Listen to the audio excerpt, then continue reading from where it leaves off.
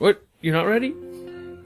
No, I'm ready. Okay. I was going to ask if we were doing a recent and decent.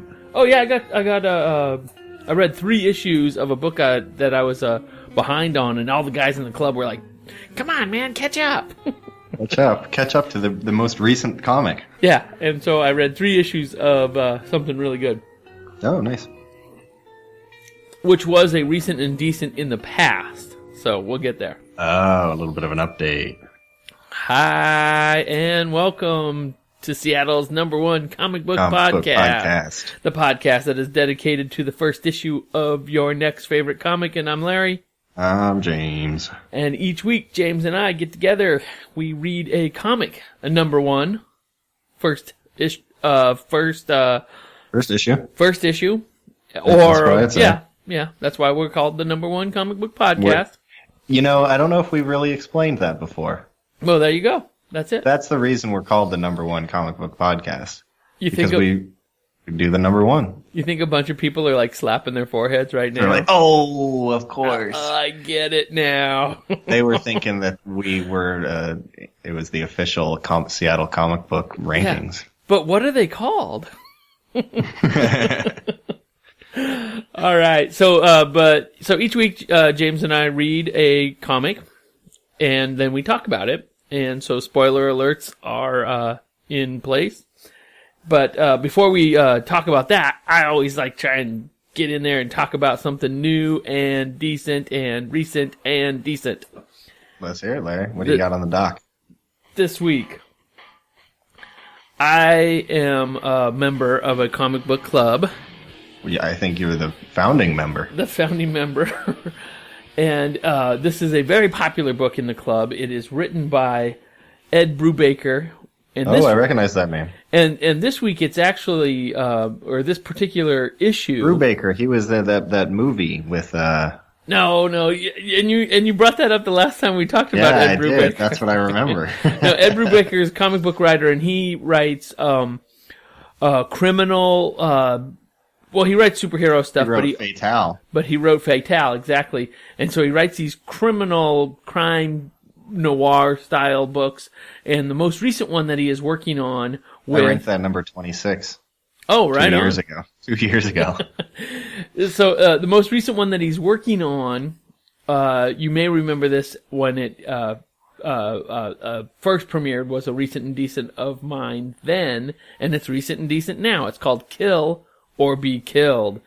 It's it's written by Ed Brubaker with art by Elizabeth Breitweiser and Sean Phillips. And I'm almost surprised that name hasn't been taken yet. Kill or Be Killed? Yeah. And it is a visual, it's a story of a guy who has been, he sees this demon that, he tries to commit suicide, and it fails, and that's the setup. He fails at committing suicide. It's a good starting point. And then he starts getting sick, and then he sees this demon, and the demon tells him that he will kill him, or unless he kills bad guys. So he's a vigilante guy going out and killing bad guys. Well, now... You'd think he'd just be like, all right, well, I was trying to die anyway. In issues 15, 16, and 17, which I just recently read and got caught up with this story, he has been committed to an insane asylum, and he has a history of insanity in his family. His father had committed suicide. There's a lot going on with this story, and this is... it's weird that suicide is an inheritable trait. Like, to a certain degree. I mean, not like 100%. But, like, you'd think it would eventually die out. Yeah, I think that one would die out. Anyway, the killer in this, the vigilante, is he's admitted to this insane asylum a second time because he had tried to commit suicide when he was younger, and while he is in the insane asylum, this is kind of a spoiler, but no. Oh, well, should you spoil it? I don't want to spoil it, but Don't spoil it, more Larry. stuff keeps happening. Well, that's a hook for our listeners. And Recent and decent. You should definitely check this out. It's issues. It's so. You can jump right into those late issues. I would suggest you got to start at the beginning. Start at the beginning, but you know what? And I've said this before on the show. Larry, is this a true recent and decent then? No, it is truly recent and decent because the most recent issue came out. That I almost just spoiled, came out last week, 2 weeks ago. All right. And it was issue 17. And I've said this before about TV shows, comic books, novels. I'll pick them up and start reading from the middle. Oh, yeah. I read the last chapter first. Really? No. No, you don't. My dad used to mess with us, and he would do that. Oh, wow. Oh, I know Jason in the comic book club. Like, I know the end. You know. Oh. I know what happened. We're all watching it. I don't know anything about any of the characters, but I know what happened to them at the very end. I know what happens to Heathcliff. Yeah, Heathcliff. All right, so recent and decent. Ivan Ilyich. Recent and decent. It's called Kill or Be Killed, and it's a great series from Ed Brubaker and Sean Phillips with Elizabeth Brettweiser. And James is pumped. I'm excited to start. Larry, now I hate to spoil my rankings off the bat, but I think I almost want to start with the ranking. I kind of want to start with the ranking. You want to start with your ranking? Because Larry, believe it or not, we found my next favorite comic with this issue. You're kidding, because earlier, before we were recording, I apologized for it. So here we're going to part ways.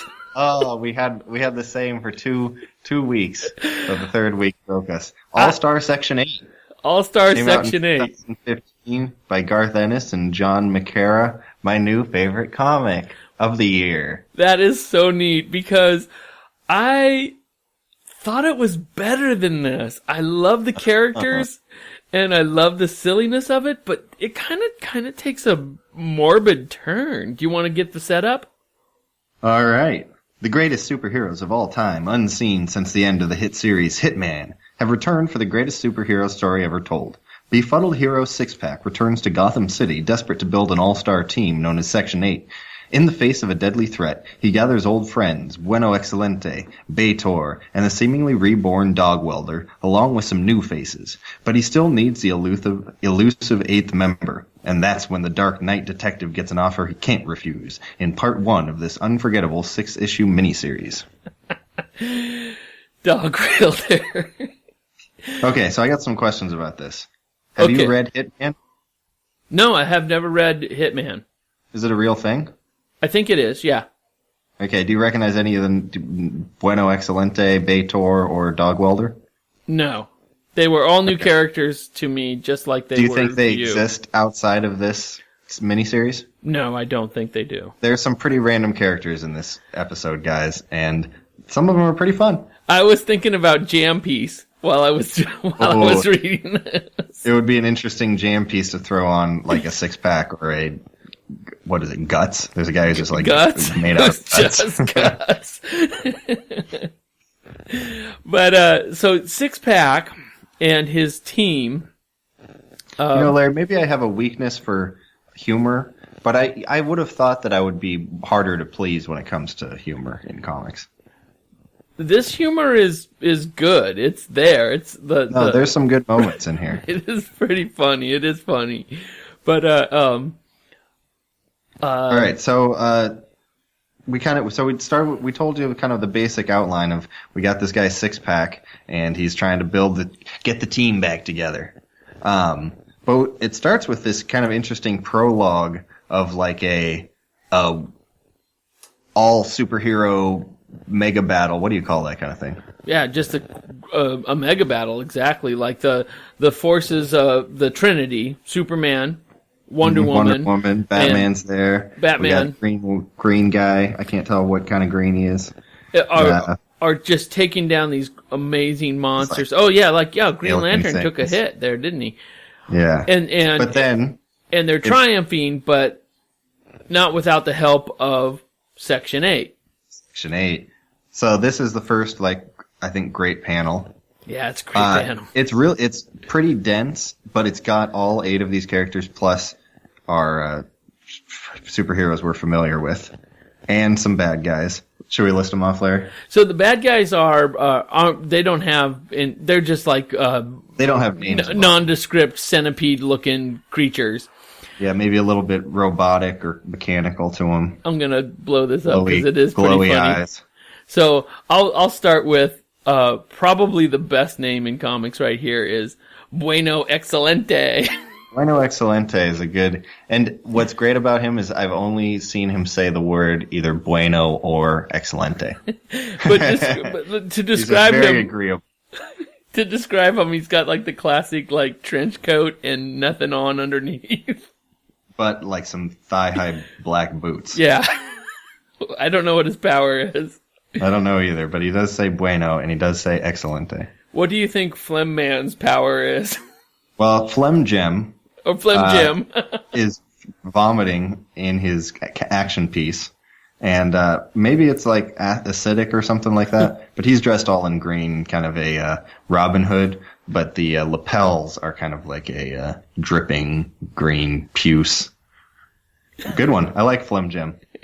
Then there's Jean de Baton. And he's like a French guy with a baton. All right. And then there's the Defenderator. Defensorator. Okay, yeah. And what is his power? What is he doing? It looks like he's smashing TVs on people. Oh, okay. He's smashing something on the bad guy. He looks kind of like the Terminator. But it's like he's smashing him through a wall, but he brought his own wall. But he brought his own wall. Yeah. And then there's Larry, I would have thought Dogwelder would have been your favorite. He doesn't have any... Oh, he is a welder. He welds dogs. He makes dogs, I guess. Dog welder. He can weld dogs. It's not a power. Well, what do you think Snake's power is? Because he just looks like a crazy guy. Like he's like a... No, he's not He's not Snakes. He's Shakes. Oh, Shakes. So he probably shakes to like a vibration that you can't like get away from or something. He shakes. Yeah, or I think it's more like he's a alcoholic and he gets the shakes. Well, we definitely know that Sixpack is an alcoholic, and we'll come back to him, but there's also Friendly Fire who just like shoots fire out of his head. Yeah, like straight up, and it looks like his head is not enjoying it. Yeah. Like he is suffering, perhaps. Yeah. But they help him out, and we have our leader and main character, Sixpack, who has like a little bowler cap on his head. Yeah, and he's got a shirt that says Sixpack and it's orange, but it doesn't like cover his belly. And he's got a cape, like a brown cape. The Sixpack, and he's got like what would you call it? His face is like a old English, like drunk with like the big red nose. He looks like a cross between Benny Hill and W.C. Fields. Perfect. He's a great character, and his six-pack emblem is super funny because it says six-pack, and then pack is spelled with an X. Oh. And it's the yoke that holds a six-pack of beer. It's super funny. But we meet we get his origin story when he is the upper crest at a art opening, and he is in a fancy gallery with hoity-toity people. And his drinks get mixed up, and he ends up with the rye and Coke. And he's an alcoholic. Oh no! One sip of booze, and this is where I told you I thought that this sort of takes this dark turn because there's some back and forth between the onlookers that was kind of dark, and then he takes a sip of this rye and he goes so berserko. His whole body changes. Look at his shoulders, and when he strips, it's like he hulks out, but it's more like he doesn't get any stronger though. Yeah, his just body. I mean, maybe he does. His gut gets bigger and his like shoulders like hunch and his like he just turns his neck into kind of sticks out. Yeah. And he, like, vomits, and he takes off all his clothes but his underwear. And then he just goes And for then he runs out into the